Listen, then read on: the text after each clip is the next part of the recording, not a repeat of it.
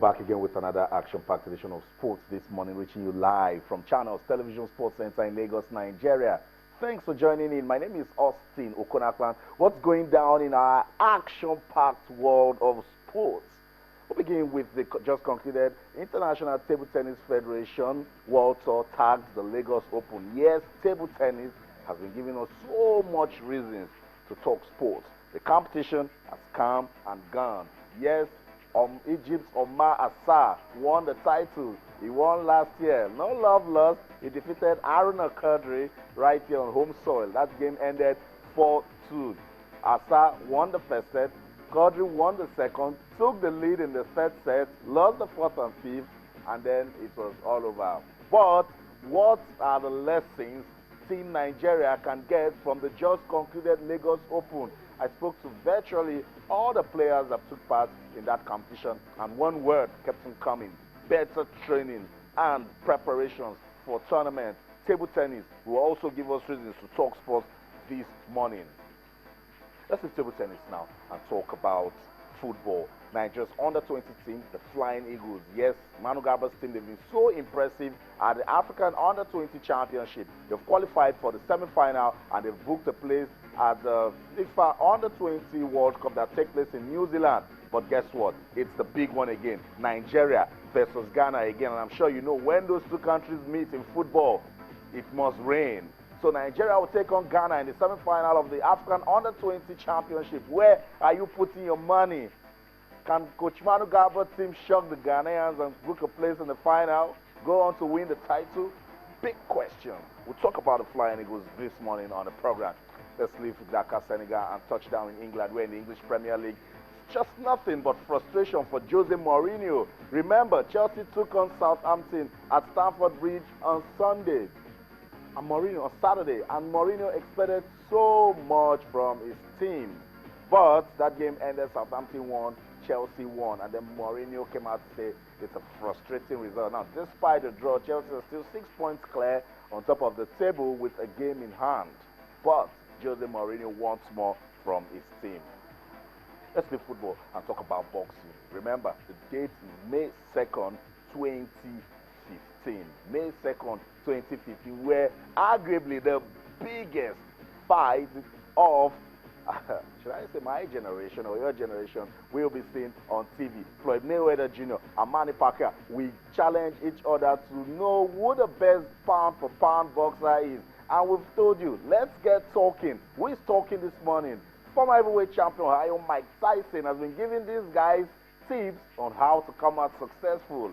We'll listen to Ohio Mike Tyson talk to us this morning on the program, but then we also want you to get talking. What's going on as regards the fight between Floyd Mayweather Jr. and Manny Pacquiao? Where are you putting your money? Who will win? Where will the money go to? A lot of, well, if you check the odds, Mayweather is looking good to win it, but you know, it's boxing. Just one punch and it's all over for the other guy. We'll also talk about, yes, the biggest grassroots football program, I can confidently say, in Africa. Yes, the Channels National Kids Cup is here again. Lagos preliminaries will kick off tomorrow, guys. We are ready. The kids have been here. They are turbocharged.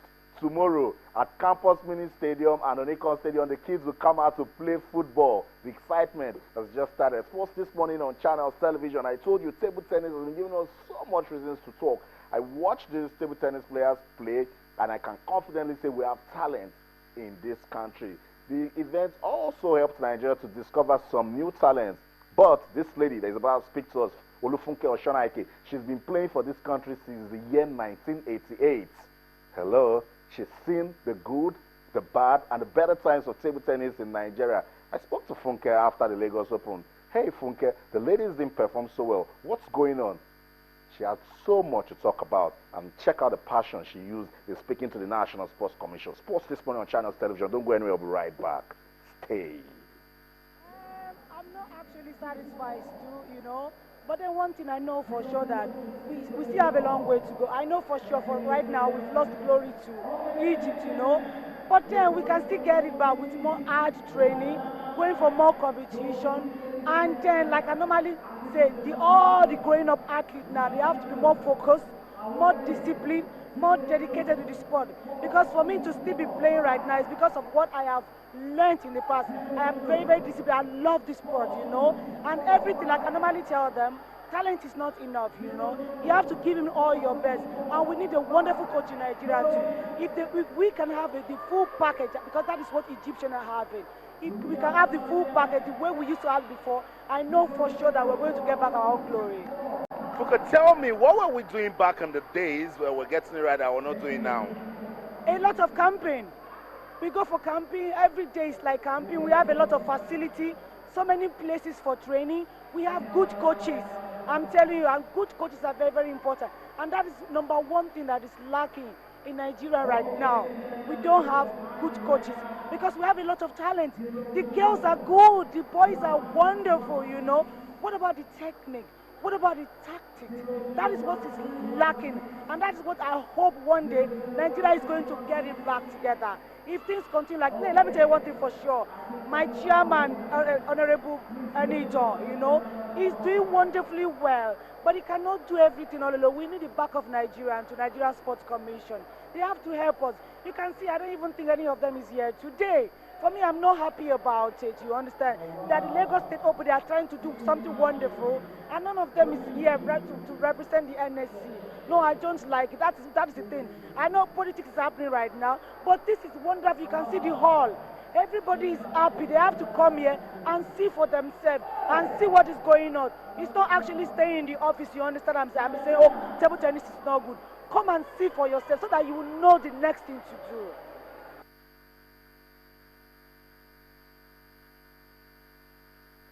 I bet you to beat that passion. See the passion in Olufunke Oshonaike's face.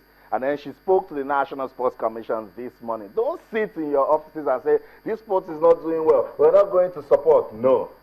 She said, come out there and watch them so you can know the next step to take. Deep words coming from Olufunke Oshonaike. She has every right to speak the way she did. She's been playing table tennis for this country for 27 massive years. Experienced. I said it at the start of the program that she's seen the good, the bad, and the better side of table tennis in this country. And guess what? She still somehow got to the semi-final of the women's singles that had just concluded IWTF Lagos Open. Olufunke Oshonaike is speaking to us this morning, and I like those words she said. So much needs to be done. We need to give attention to grassroots development. We need to give attention to players' welfare, preparations. She said back in the days when she was doing so well as a table tennis player, they camp, they prepare, and then they go out and they play good table tennis. When you see the Egyptians that came here to shine, you can tell that they were well prepared for the Lagos Open.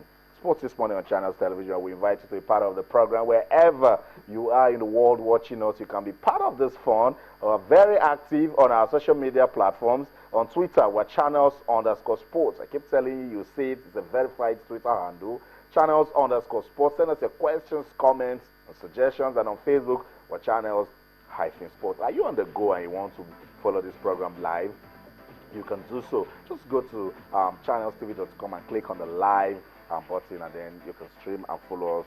All the fun, all that is going down your action-packed sort of sport, you can be part of it. So, guys, let's get this going now. Atel Salam joins us now. Atel, good to have you on the program. Chelsea strikers are not scoring lately. So I'm thinking if I give you another true pass, you might just mess it up and get Mourinho more frustrated. Yeah, but Austin, you know that I'm very dependable, unlike the Chelsea strikers. The good they should come get you. Okay, that's it. Salam. I'm throwing our words to Didier Drogba, Loikremi, and even Diego Costa. So Mourinho, come and get my strike partner. Now let's talk about the Channels National Kids Cup. I've been saying this, and then surprise, surprise, it's here already. Tomorrow, it's action time. Incredible action time. And I really can't wait, Austin. I'm looking forward to seeing all these teams really, get started. I'm looking out on Toybat, defending champions.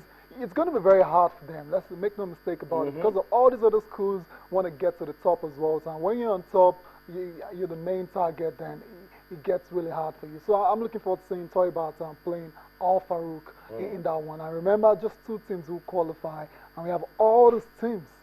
It's going to be really, really tough competition. Yeah, the pictures you're seeing, the draw ceremony that took place at Channels Television, 32 teams drawn into two groups, 16-16, Group A and Group B. Group A will be playing their games at the Campus Square Mini Stadium, while Group B will clash at Unicon Stadium. Defending champions Toy Bats Nursery and Primary School, they will open their campaign against Al Farouk Primary School. And guess what, Tayo? Yes. They know themselves. Yeah. I really can't wait. It's going to be a very interesting game. And whoever comes out top in that particular one will have a good chance of progressing. I'm looking at a couple of other names there. There are a couple of names where you can actually say these names are household names when it comes to the Channels Kids Cup. So I expect those teams to actually come through in the groups. I'm looking at Toy Bat. I'm looking at Unilag Staff School as well. So there's no. Why are you looking at me that way? I don't know. I'm just like, where is that coming from? No, but former champions, they've been there. Although recently they've not done too well, but I expect them to really come back. I was thinking you call it Butemeta. Yeah, I'm going there. Butemeta as well. So we saw what they did last year. Very impressive run in the competition. So all in all, Pampas as well too. I hope they give a better showing this time around. Last year was all about participating. This time around, I want them to really show what they're made of on the pitch. So all in all, Austin, it's time, action time tomorrow. Let's get it started. That's it. No more talks, guys.